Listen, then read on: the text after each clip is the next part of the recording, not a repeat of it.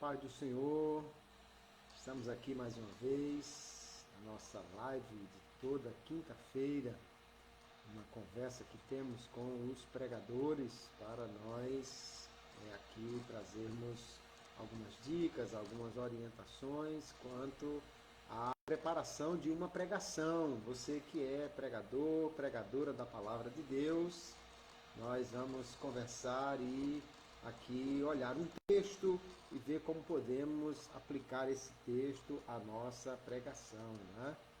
Muito bem, já estamos recebendo aí as primeiras pessoas, os primeiros participantes. A paz do Senhor, queridos irmãos e irmãs que estão chegando, sejam bem-vindos, bem-vindas.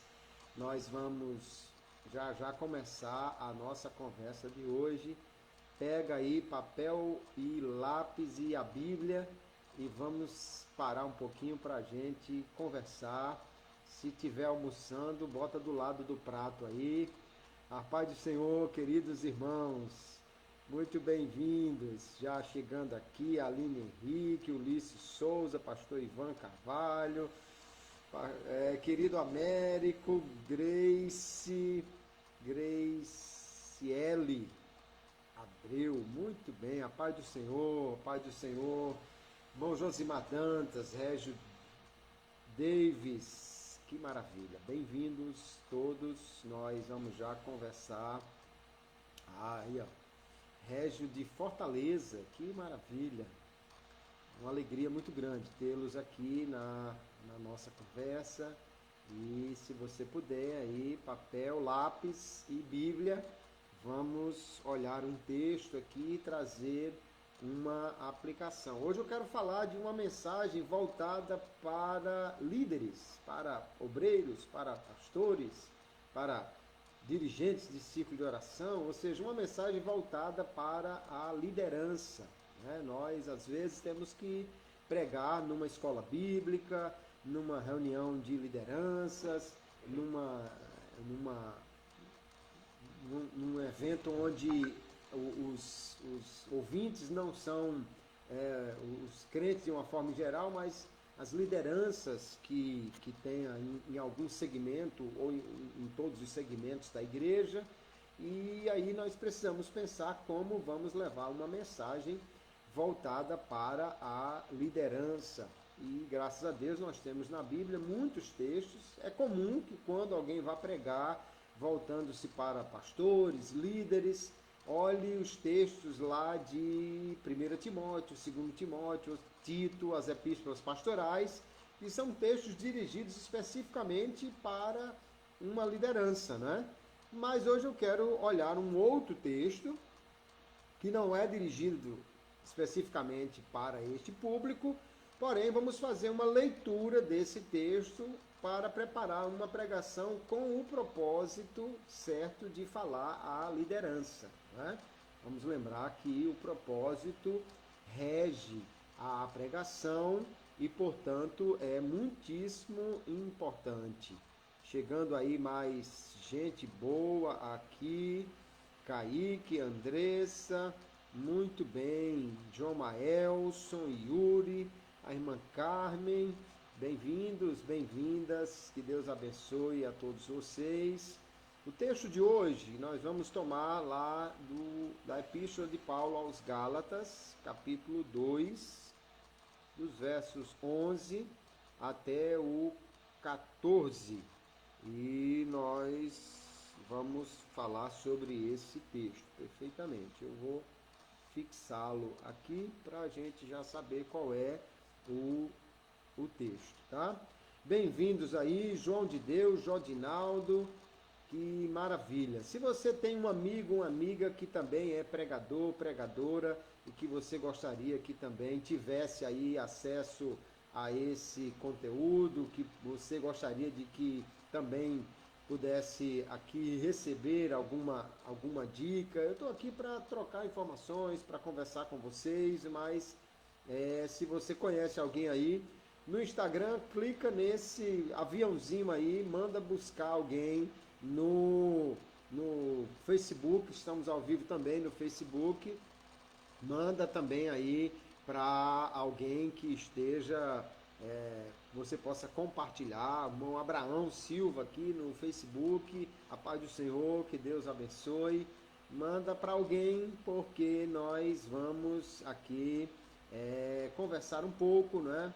E tenho certeza que será uma conversa proveitosa para todos nós. O texto que vamos trabalhar hoje é o texto de Gálatas, capítulo 2, dos versos 11 a 14. Eu vou ler aqui na Nova Almeida atualizada. Inclusive, nesta Bíblia, o editor fez uma separação.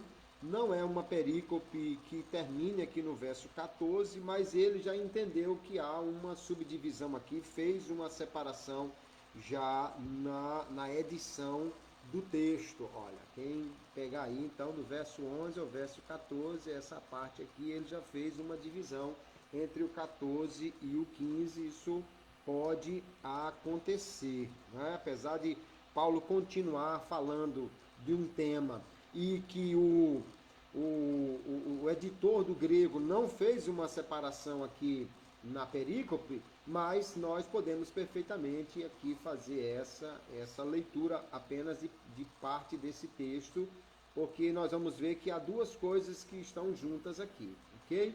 Pastor William, pastora Ana, bem-vindos, Deus abençoe. Manassés Vicente Ferreira, muito bem, querido, bem-vindo, né? Que Deus abençoe. Araceli Barreto, os irmãos que entraram aí depois. E continua aí, se você quer e pode chamar alguém, convida alguém para participar, manda aí o aviãozinho buscar um pregador, uma pregadora, um pastor, uma pastora, alguém que também seja beneficiado com essa conversa. E nós vamos aqui, ou no Facebook, aí você pode compartilhar também para outras pessoas poderem aproveitar isso. Eu vou ler o texto, Gálatas, capítulo 2, versos de 11 a 14, para que possa tomar a base aqui da nossa conversa, né? Diz assim: quando, porém, Cefas veio a Antioquia, resisti-lhe face a face, porque havia se tornado repreensível. De fato, antes de chegarem alguns da parte de Tiago, ele comia com os gentios. Quando, porém, chegaram, começou a afastar-se e, por fim, separou-se, temendo os da circuncisão. E também os demais judeus se fizeram hipócritas juntamente com ele, a ponto de o próprio Barnabé ter se deixado levar pela hipocrisia deles. Quando, porém, vi que não procediam corretamente segundo a verdade do Evangelho, eu disse a Cefas na presença de todos: se você que é judeu vive como gentio e não como judeu, por que quer obrigar os gentios a viverem como judeus? Então essa é a leitura que nós fizemos aí do texto. É muitíssimo importante, sempre que nós vamos tomar um texto para buscar entendê-lo, nós buscarmos ver qual o contexto em que ele está inserido, né? Então, Epístola de Paulo aos Gálatas é uma epístola que tem um tom apologético, a defesa da justificação pela fé, tem um tom também de correção, né? Tem aquele tom um tanto pesado, às vezes, de chamar a correção àquela igreja que estava se desviando dessa verdade fundamental do Evangelho. Paulo realmente vai, assim, brigar com unhas e dentes, né, com todo o esforço para defender essa que é a verdade maior do Evangelho aqui, que nós somos salvos unicamente pela graça e não pelas obras da lei. Há aqui uma defesa e, ao mesmo tempo, essa correção feita àquela igreja. Então, é neste tom que nós vamos olhar para esta carta. Paulo está no meio da discussão aqui com os judaizantes, ao mesmo tempo ele está defendendo a sua autoridade apostólica e a verdade do Evangelho que ele está colocando como sendo principal para aqueles homens. Então é preciso observar esse tom da carta e o momento da carta em que essa experiência de Paulo, esse ocorrido, né, essa narrativa que ele faz, ele vai se utilizar dela para cumprir exatamente esse propósito. Ao mesmo tempo a narrativa que ele vai fazer desse episódio com Pedro tem o propósito de reforçar a sua autoridade apostólica, que ele, portanto, pode aqui comprovar isso diante daquela audiência, daquele público que precisava de sentir a sua autoridade para falar com eles, e ao mesmo tempo mostrando que a verdade do Evangelho não poderia ser negociada em hipótese alguma, mesmo diante de uma pessoa importante, de um apóstolo. Ele não deixou de lutar por essa verdade principal do Evangelho, o que mostra aqui a importância tão grande que ele dá a esse tema, né? Então é nesse contexto que nós estamos dentro da Epístola aos Gálatas para fazer essa abordagem. O apóstolo Paulo acabou de dizer que esteve em Jerusalém 14 anos depois, provavelmente 14 anos depois da sua conversão, né? A dúvida se foi 14 anos depois da conversão ou 14 anos depois que ele retornou dos 3 anos de reclusão que ele teve na Arábia. Então, aqui ele poderia ser 14 ou 17 anos de convertido. Isso é interessante porque, às vezes, hoje a gente vê alguém que converteu-se há um mês atrás e já está querendo pregar, subir no púlpito e pregar. Eu não sou contra que alguém novo convertido possa testemunhar da sua conversão. Agora, pregar o Evangelho requer um pouco mais de experiência, de conhecimento, e a gente não deveria colocar para pregar um novo convertido. Ele pode, sim, testemunhar de Jesus, falar da sua conversão, do que Deus fez na sua vida, como ele foi resgatado das trevas, né? Veja que Paulo aqui vai dizer que foi a Jerusalém para a partir daí começar o seu ministério com 14 ou 17 anos que ele tinha se convertido. E ele diz que lá em Jerusalém ele encontrou-se com os apóstolos. E no verso 9, ele vai dizer que eles eram chamados de colunas, eram reputados como as colunas da igreja. E ele cita Tiago, Cefas, que é Pedro, e João. Aqui temos, indubitavelmente, 3 figuras importantes. Tiago aqui, obviamente, não o Tiago, irmão de Jesus, já tinha sido morto, né? Aliás, Tiago, o apóstolo, já tinha sido morto. Aqui o Tiago, irmão de Jesus, que era já um líder. Já em Atos capítulo 15, vamos vê-lo nessa liderança na igreja ali em Jerusalém.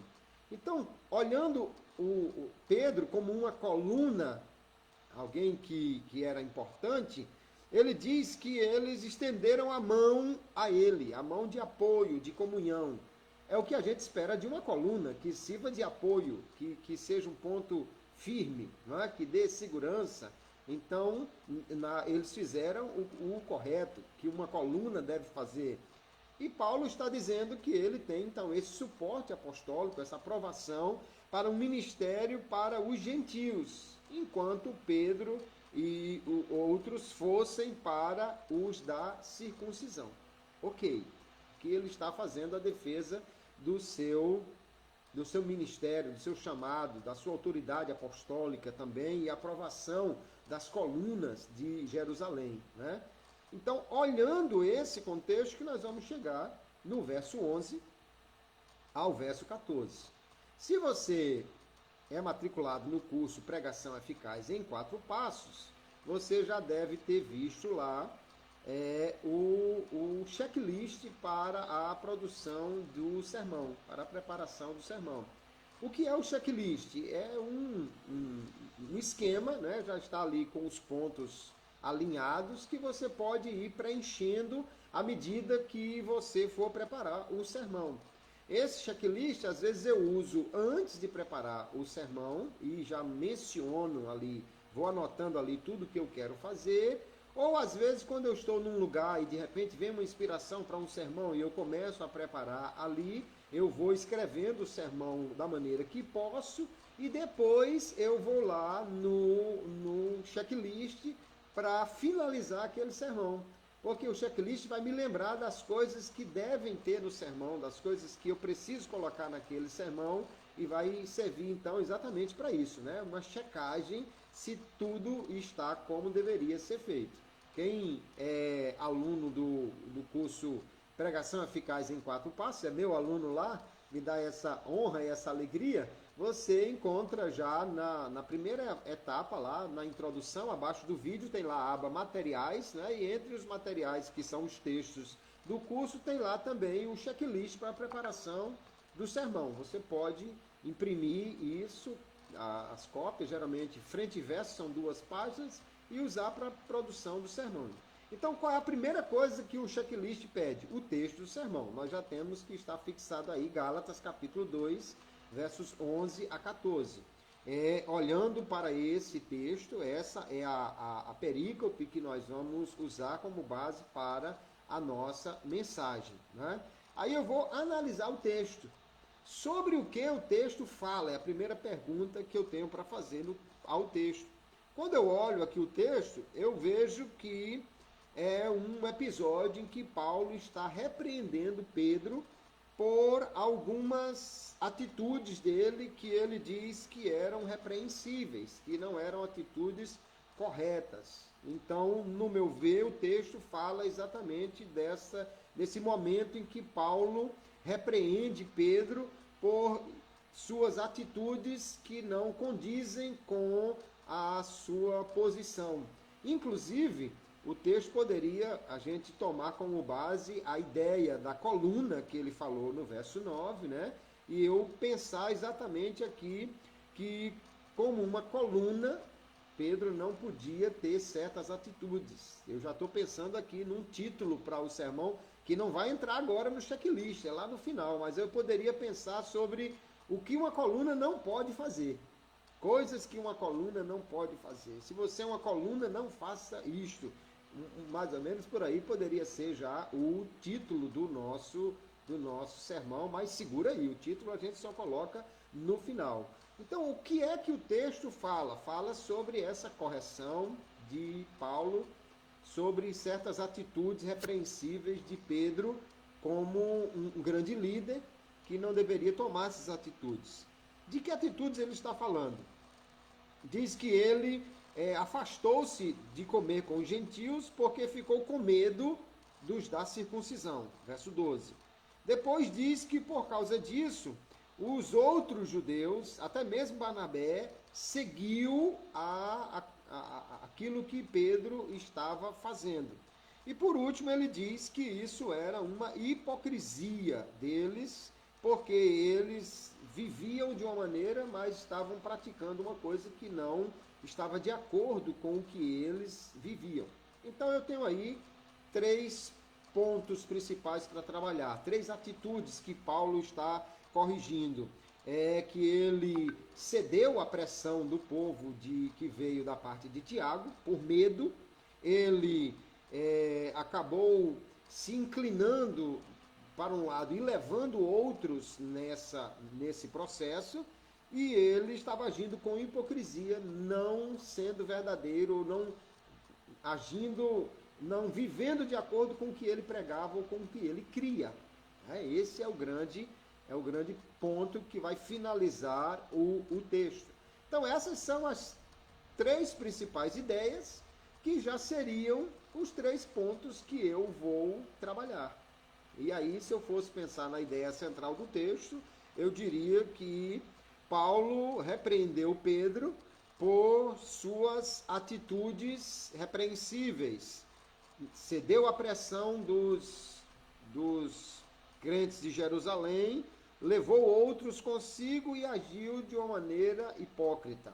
Aí já poderia ser a ideia central do texto, que seguindo aqui o checklist é o próximo ponto que eu tenho para anotar. Abaixo da ideia central, eu tenho o propósito da pregação. Então, qual é o propósito desse sermão? Aqui é muito importante nós entendermos que o propósito do sermão vai dirigir toda a pregação. Vai mostrar, inclusive, que partes do texto eu vou ressaltar mais. Vai me mostrar as aplicações que eu devo fazer. vai reger não somente o fluxo da mensagem, mas também até mesmo o tom que eu tenho para ela, e vai determinar o que eu vou fazer na conclusão, de que forma eu vou concluir, em apelo, em orientações para as pessoas, porque eu tenho um público dirigido aqui. Nesse caso, o propósito da pregação é uma pregação para a liderança. É uma pregação, o propósito é uma orientação aos líderes. Então, isso vai reger todo o conteúdo da minha pregação, obviamente aplicando a ideia que está no texto, as ideias que estão aqui. Quais seriam as divisões do sermão? Eu vou pensar exatamente nessas três atitudes repreensíveis que Paulo corrige Pedro. Primeiro, ele cedeu à pressão dos judaizantes, ou aqui nesse caso, dos crentes que vieram da parte de Tiago, de Jerusalém, né? Eles poderiam ser os mesmos judaizantes daqui, mas possivelmente haviam outros. Talvez eles vieram reforçar esse time, né? É um time legalista. E aqui, então, eu vou primeiro falar de que uma coluna não pode ceder a essa pressão. Por quê? Porque Pedro não estava agindo aqui de acordo com as suas convicções. Se a gente olha o texto de Atos dos Apóstolos, capítulo 10, especialmente ali, você vai ver claramente que Pedro já tinha entendido que deveria e poderia pregar a mensagem aos gentios. Pedro já tinha entendido que a salvação era unicamente pela fé e não pelas obras da lei. Já tinha entendido essa verdade do Evangelho. E ele mesmo já tinha ido pregar aos gentios na casa de Cornélio, no capítulo 10. Então, o que está acontecendo aqui com Pedro não é que ele não entende, é que ele, na realidade, ficou com medo das pessoas que vieram da parte de Tiago. Talvez com medo de ser julgado alguém que se afastou da ortodoxia, com medo de os judeus julgarem ele alguém que estava imundo, mas enfim, o medo é que faz ele agir dessa maneira. Então eu vou dizer que uma coluna não pode ceder à pressão.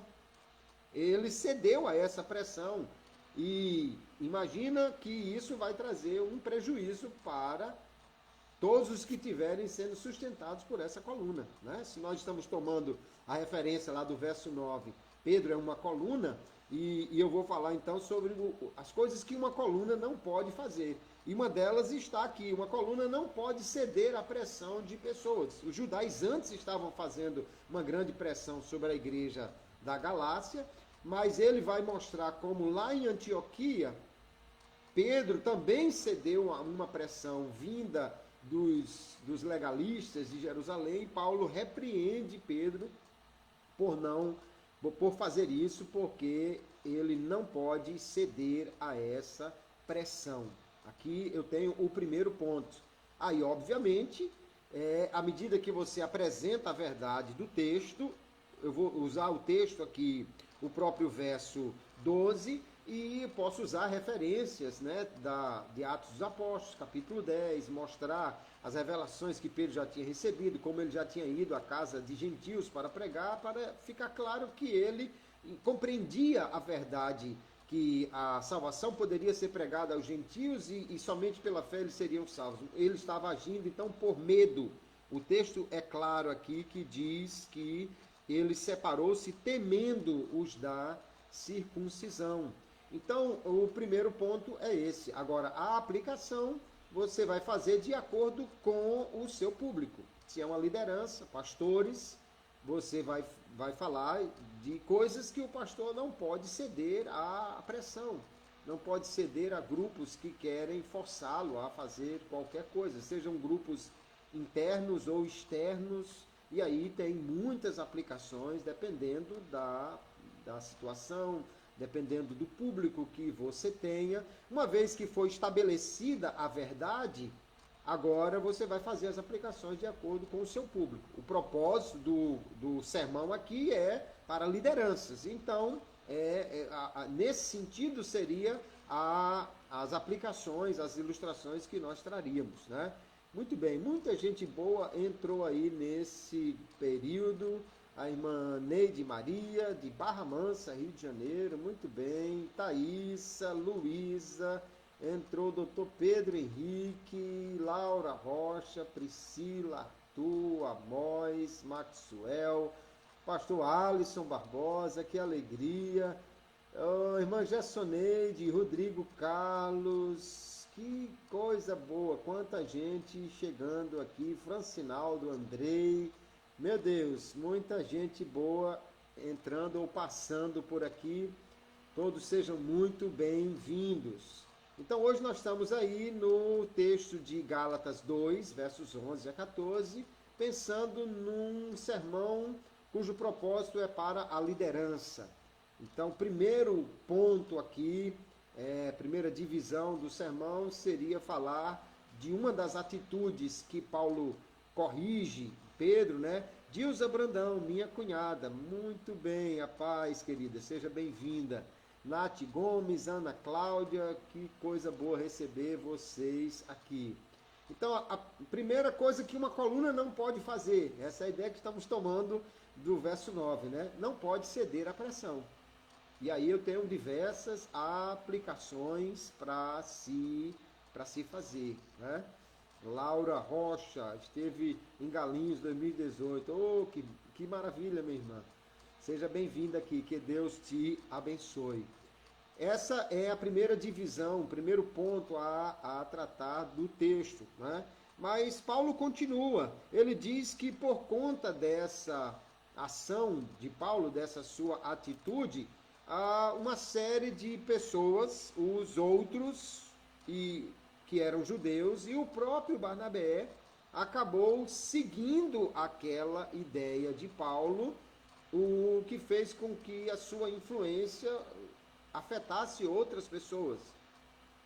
E aí, tomando o próprio símbolo da coluna, né? Se uma coluna se inclina para um lado, ela acaba arrastando toda a estrutura com ela. E aí eu posso falar aqui de um segundo ponto. Uma coluna não pode inclinar-se para um lado. Não pode causar uma influência que afete as pessoas de uma maneira negativa, né? Por ser aqui um homem que era tido como uma coluna, uma referência, no que Pedro toma aquela atitude, ele diz que Barnabé e os demais judeus acabaram seguindo a mesma coisa. E aí eu posso, nesse ponto, explorar a ideia de que a fé dos pastores, a fé dos líderes, a própria Bíblia diz que deve ser imitada.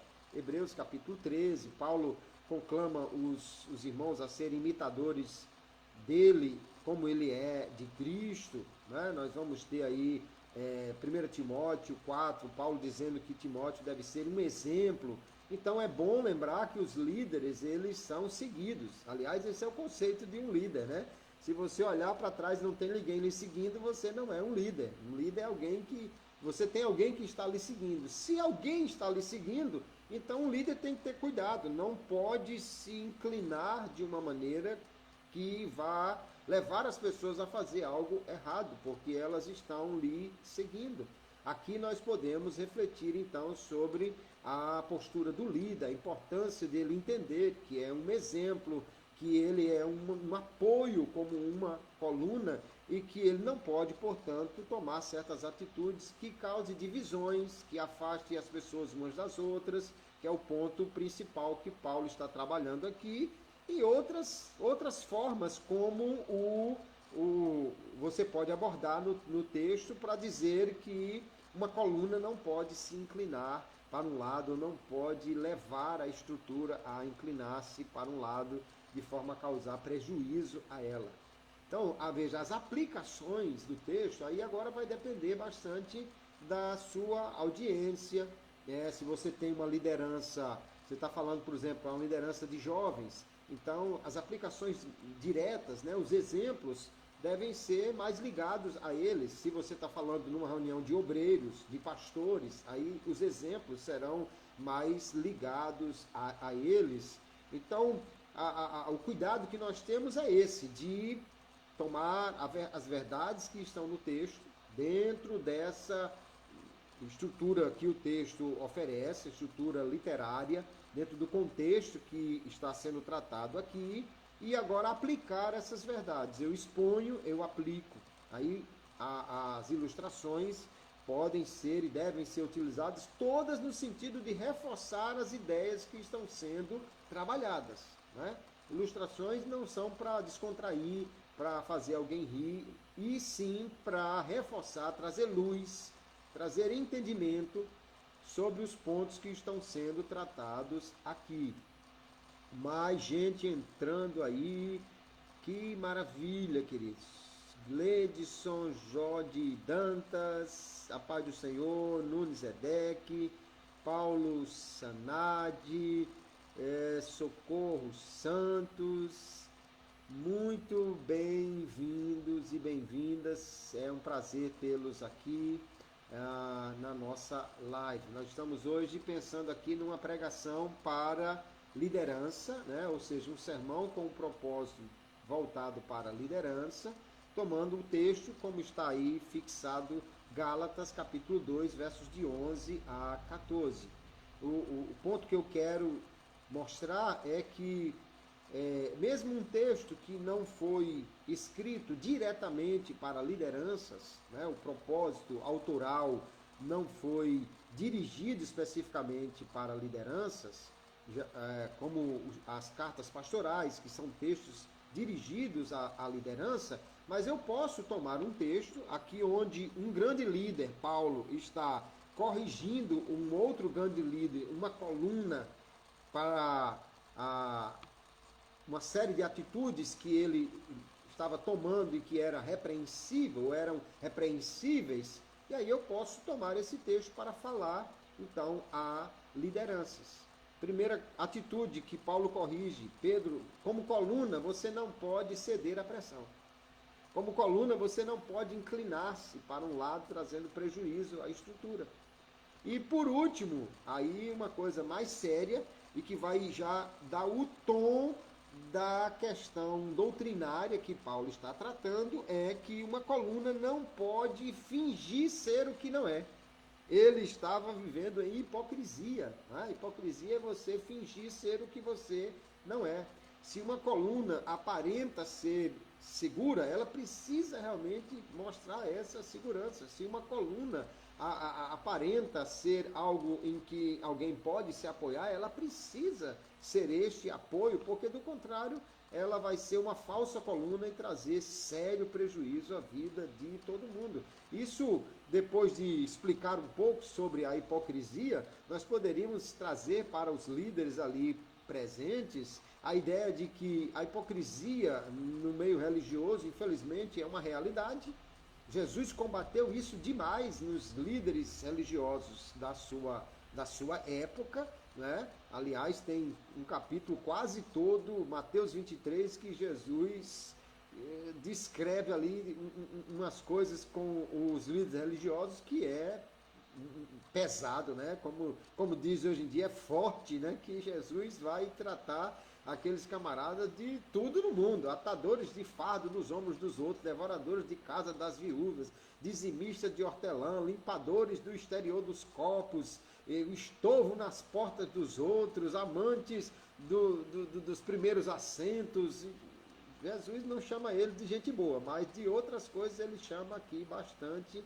E por fim, serpentes, raças de víboras, porque Jesus de fato não gostava de hipócritas. Se ele não gostava de hipócritas, com certeza ele continua não gostando de hipócritas na igreja.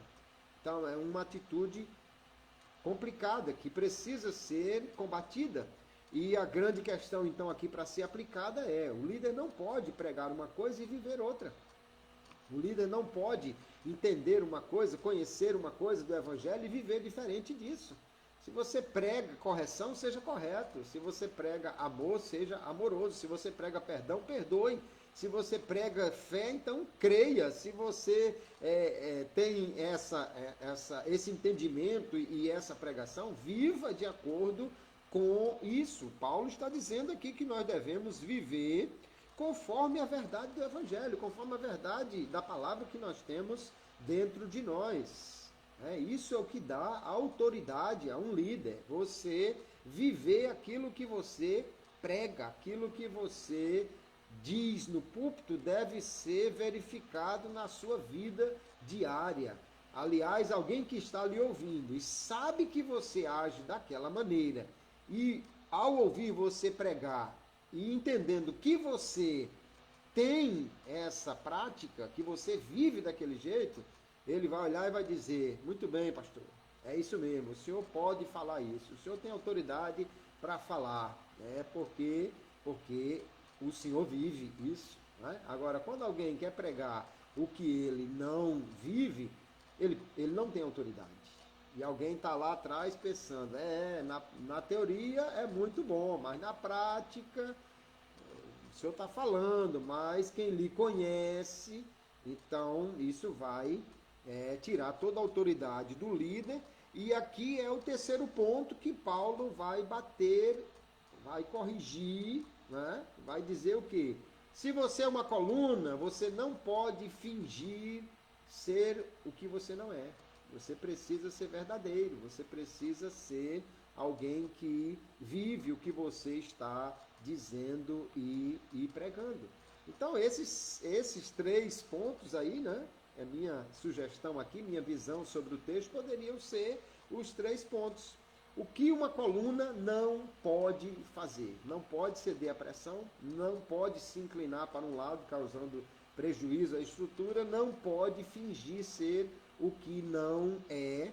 E ainda poderia até acrescentar um outro ponto já fora do texto, mas acompanhando a ideia do texto, é que uma coluna não pode reclamar de ser corrigida, de ser vistoriada. Pedro, nós entendemos que ele não se ofendeu a ponto de apartar-se de Paulo com essa correção aqui. Por quê? Porque lá adiante, na segunda epístola, quando Pedro escreve a sua carta, deve ter sido aí talvez uns 10, 12 anos, ou um pouco mais, talvez, depois desse episódio, mas Pedro chama Paulo de o amado irmão. Pedro diz que o apóstolo Paulo, que seus escritos eram profundos, mas eram escritura, eram inspirados por Deus. Então veja que não, senão ele teria nem citado Paulo, ou teria usado um termo aí mais fraco, mas ele fala do amado irmão Paulo. Muito bem, entrando aí mais gente boa. Irmão Roselito Batista, preciso viver para depois pregar. Eu penso assim nos textos aí do curso. Eu falo sobre autoridade, só tem autoridade quem realmente vive o que prega. O Alisson Ferreira vai ficar salva? Sim, vai ficar salva. As outras estão salvas também, tanto no perfil do Instagram, esse que você está aí, quanto também no Facebook, PR Kleber Maia Oficial, e também no canal do YouTube vai ficar salva também a live. Você pode ver aí a melhor forma de assistir na íntegra, desde o início, tá? Então, uma vez que eu tenha autoridade, eu posso pregar realmente uma coisa. E aí eu entendo até que o pregador deve perguntar a si mesmo, antes de pregar alguma coisa: eu tenho autoridade para pregar isso? A autoridade vem da experiência, da vivência. Se você não pratica isso, não pregue. Não pregue, porque não vai adiantar. Se você... mas isso é a verdade. Então primeiro aplique a sua vida, depois você aplica a vida dos outros, porque senão você vai estar falando algo que não é verdadeiro na sua vida, Pai do Senhor, irmã Adriene, os demais irmãos que entraram aí, Ângelo, Gabriel Costa, bem-vindos.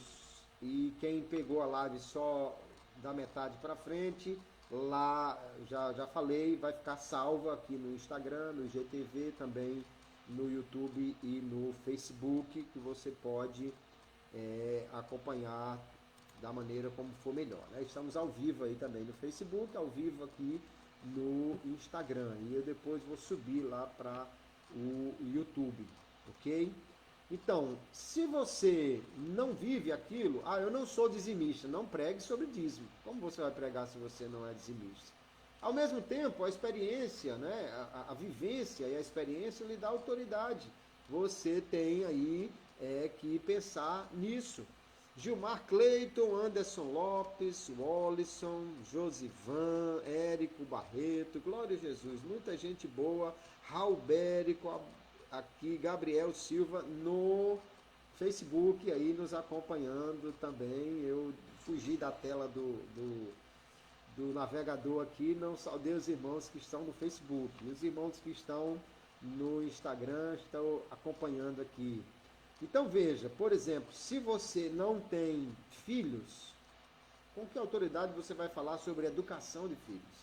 Se você não é casado, com que autoridade você vai falar sobre relacionamento conjugal? Então não tem como você falar disso com a autoridade. Você pode até trazer uma palestra. Se você é um camarada que nunca soube gerenciar seu dinheiro e a vida toda nunca pôde construir nada, nunca conseguiu poupar nada e viveu no cheque especial a vida toda e tal, como é que você vai trazer um ensino sobre gerenciar as finanças? Como? Não tem como, só se você for ensinar a fazer errado, né? Porque se você nunca aplicou a sua vida, não tem vivência, não tem experiência, então não tem autoridade.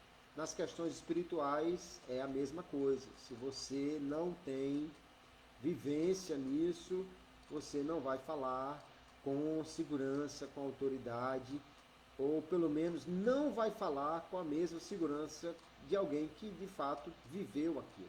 Eu posso dizer que Jesus liberta das drogas, sim, porque eu creio nisso e já vi muitas ocasiões em que o Senhor fez isso, muitas vidas que eu conheço, que acompanhei como pastor, que foram libertas das drogas, mas eu não tenho essa experiência pessoal, graças a Deus.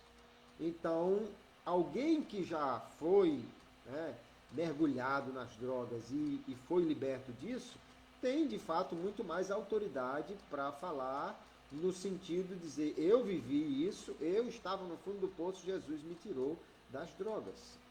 E aí, se estamos falando aqui para a liderança, esse é o propósito do sermão que nós temos, né?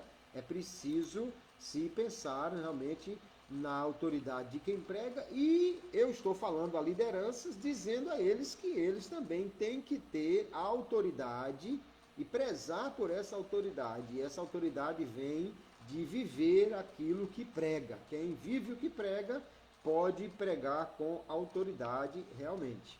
Bom, uma vez que eu tenha já formado aqui as ideias para o texto, o próximo item aqui no meu checklist do sermão, você que já é matriculado no curso Pregação Eficaz em 4 Passos, já tem acesso aí a esse checklist. Você que não é matriculado, quer conhecer o curso, vai no link aí na minha bio, no meu perfil, você tem o link prklebermaia.com/PE4P, Pregação Eficaz em 4 Passos, PE4P.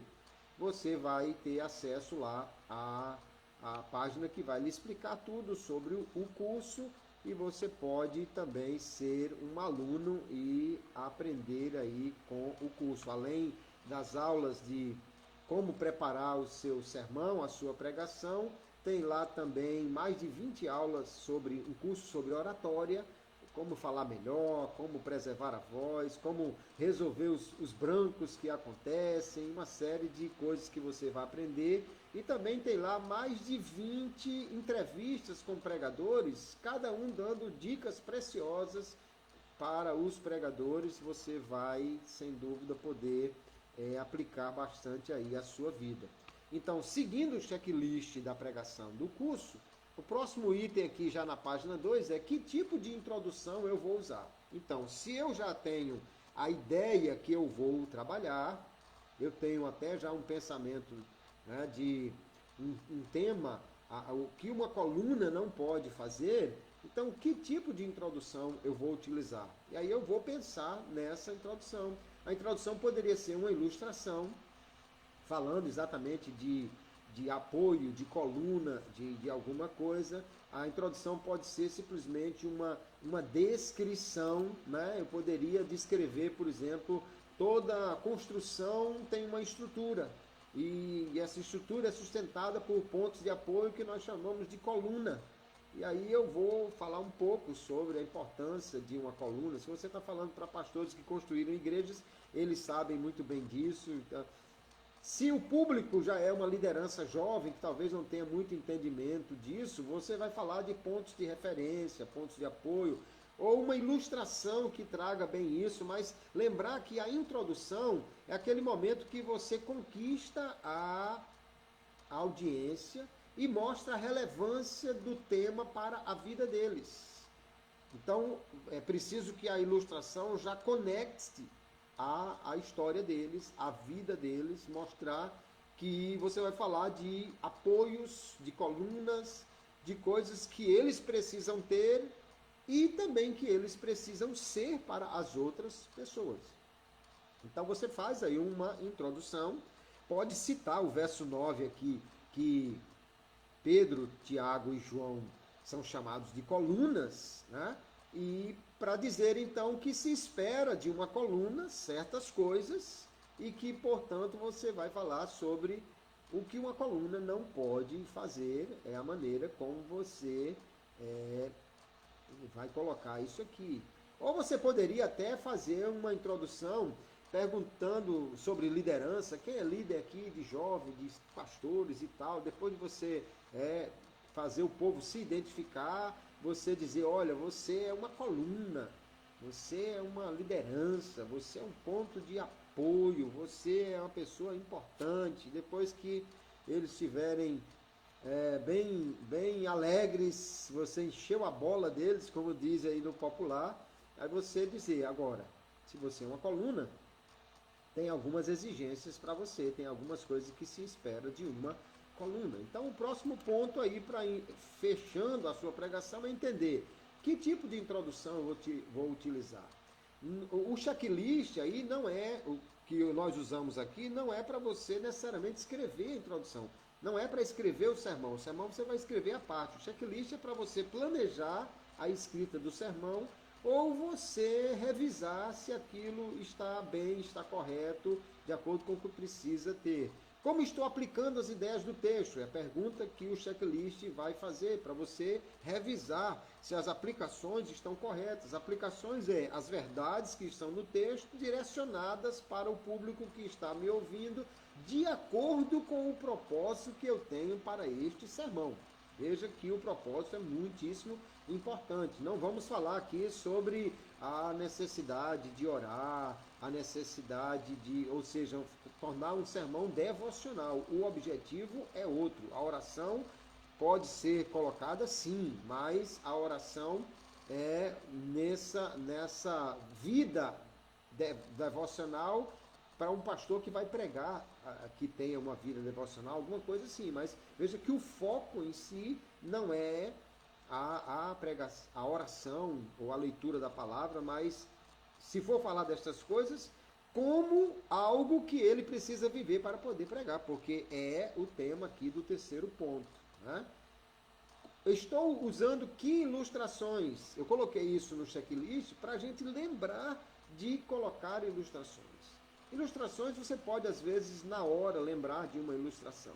Mas se você já tem isso apontado no sermão, que horas você vai usar, que ilustração, então é bem mais fácil de a ilustração dar certo de você. Você já ouviu aquele pregador, às vezes, que ele tenta contar uma história e não lembra direito como é o final, não lembra direito o que aconteceu e acaba atrapalhando tudo, porque, na verdade, aquela ilustração veio na hora. Se ele tivesse pensado nisso antes, tinha procurado lembrar como era a ilustração, a história, e assim teria até tomado nota para não esquecer. Bom, e por último, na conclusão do sermão, o checklist aqui me traz algumas perguntas. O que o ouvinte deve fazer? Então, se eu estou agora concluindo o sermão, eu vou tomar esses tópicos que eu falei e eu vou dizer o que o ouvinte deve fazer. Isso é o que se espera na conclusão do sermão. Pode ser feita uma rápida revisão dos pontos, mas agora eu vou aplicar também isso à vida deles. Então, se você é uma coluna, você não pode viver de qualquer maneira.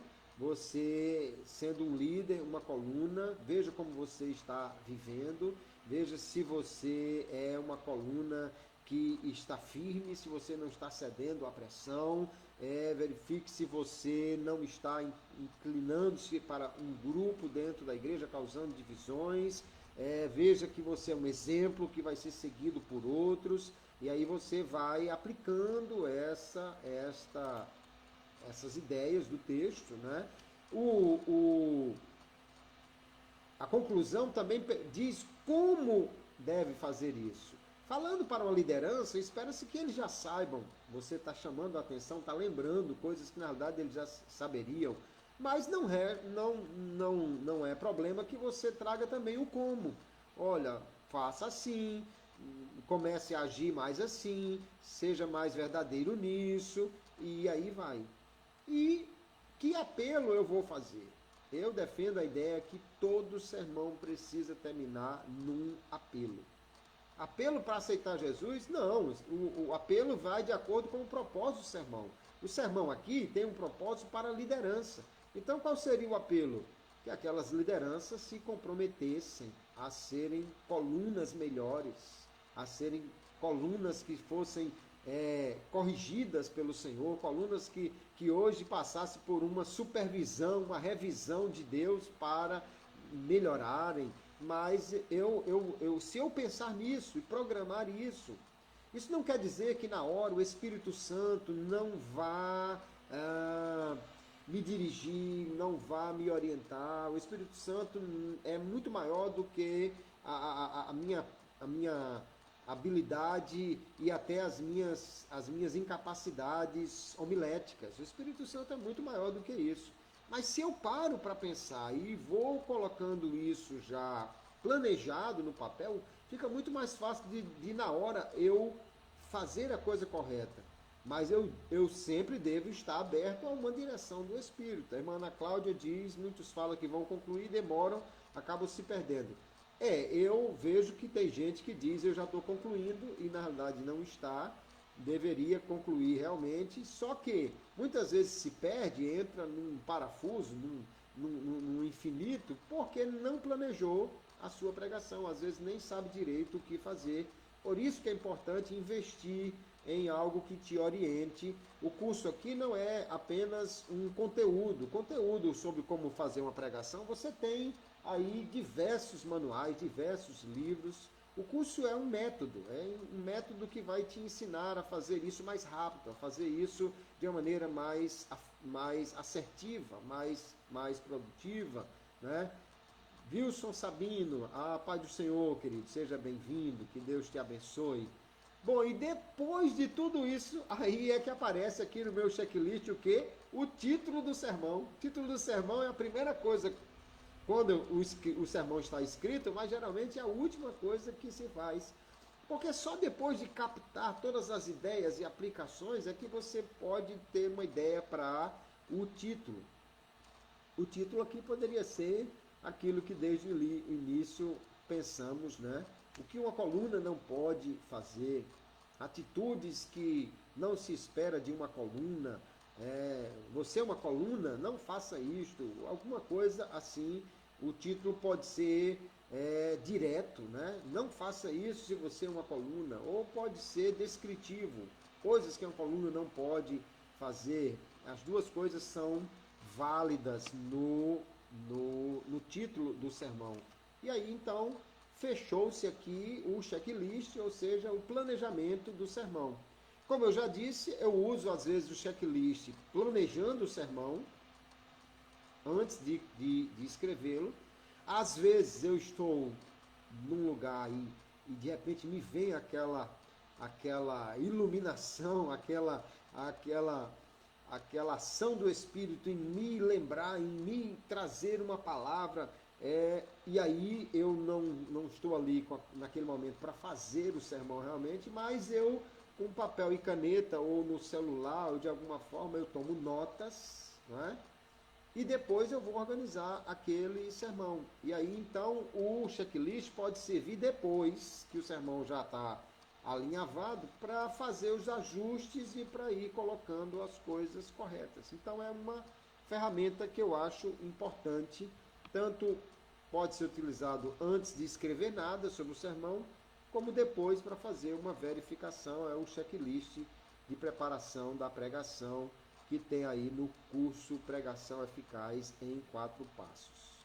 Nós podemos e devemos usar ferramentas que nos ajudem a fazer melhor a obra de Deus.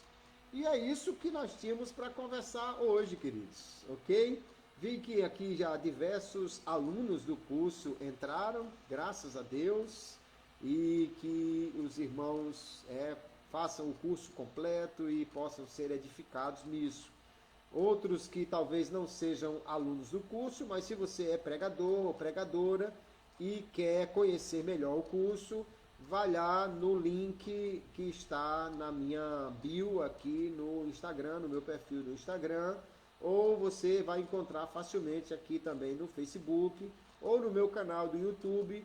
Nas últimas lives que estão lá, tem também o link nos comentários, e você pode conhecer melhor sobre o curso. 4 passos para você montar uma pregação eficaz, e você ali será dirigido, direcionado. O curso tem um conteúdo em texto bem interessante, e tem o conteúdo em vídeo.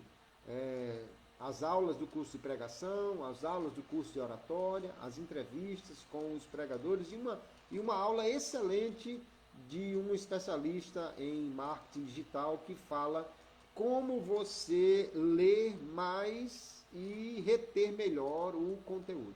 Como ler um livro por semana e gravar 3 vezes mais. É algo muito interessante, porque quem pregador precisa ser um leitor, não tem jeito, senão não vai ter conteúdo para a sua pregação. Além de ler a Bíblia, ler livros e tudo mais é indispensável, né? Então, queridos, muito obrigado a todos pela presença aqui na nossa live. Mais gente chegando aí, Pastor Jefferson, meu amigo, Deus te abençoe.